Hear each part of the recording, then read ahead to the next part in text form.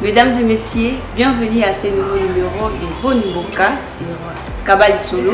Aujourd'hui, je vous amène à la rencontre d'une dame que vous aurez la chance de découvrir avec moi.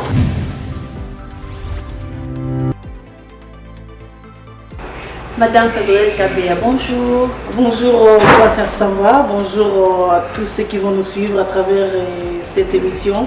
Je suis Petronelle Moufoute Kabea, je suis coordonnatrice de plusieurs organisations dont je peux citer quelques-uns. Je suis coordonnatrice du Congrès international congolais qui est une organisation non gouvernementale dans l'objectif de préparer une nouvelle génération à des dirigeants capables de redorer l'image de la RDC. Également, je suis inspectrice chargée de la rédaction à l'inspection principale provinciale de l'enseignement primaire, secondaire et technique pour la province de la Tchopo 1.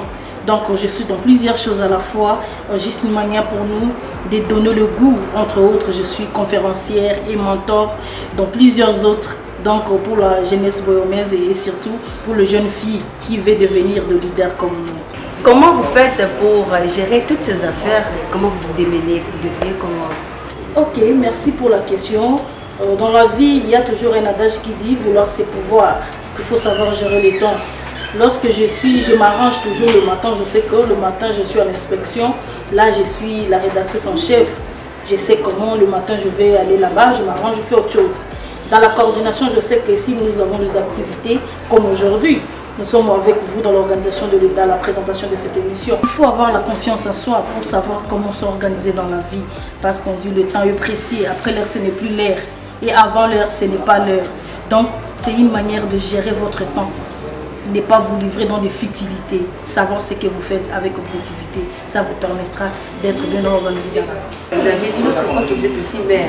Moi je me dis, être mère, avec toutes ces tâches, c'est pas facile. Et comment vous gérez et aux filles qui nous suivent, qu'est-ce qu'il faut faire pour que vous vous retrouvez dans ce genre de situation? Vous vous retrouvez dans cet état de choses, ayez votre apaisement.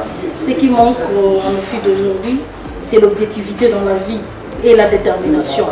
Les jeunes filles pensent que dès qu'il a un enfant ou dès qu'elle a un enfant, tout est fini pour elle. Non, il y a une autre manière de faire. Il y a une autre manière d'avoir de vision et de faire des choses. Il y a plusieurs formations. Si je me décourageais, si je me mettais à dire que parce que j'ai déjà un enfant, ma vie s'arrête là, je ne pouvais pas être ce que je suis aujourd'hui. Donc pour dire que ce n'est pas la fin du monde, nous organisons des formations, de l'apprentissage de métier. Nous créons aussi des centres de formation professionnelle pour apprendre ces filles-là à faire quelque chose et pour que demain ou après-demain, qu'ils soient utiles dans la société. Oui, parmi les activités que vous organisez, il y a aussi des conférences de sensibilisation, tout ça.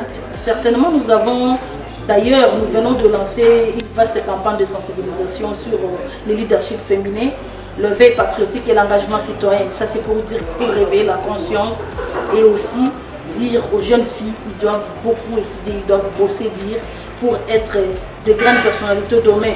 Parce qu'on s'est dit, notre pays cherche les jeunes qui peuvent diriger notre pays. Les jeunes filles. Et surtout les jeunes filles, parce qu'on s'est dit, d'ici 2030, la parité 50-50. Et 50-50, comment on fera? Déjà, lorsque toi tu tombes enceinte, lorsque toi tu es grosse, tu te dis que la vie se limite là. Tu ne fais pas autre chose. Et nous attendons nos dirigeants d'aujourd'hui, ils envoient leurs enfants en Europe, veux-je dire, et demain après-demain, ce sont ces enfants-là qui viendront encore nous diriger. Nous ne voulons plus ça. Nous réveillons la conscience de ces jeunes-là. Oui, voilà, c'est avec ces conseils de Madame Petronelle Kabea que nous bouclons à cette émission de Bonimboka de Kabali Solo. Et je vous retrouve très prochainement. Surtout, n'oubliez pas de vous abonner sur notre chaîne.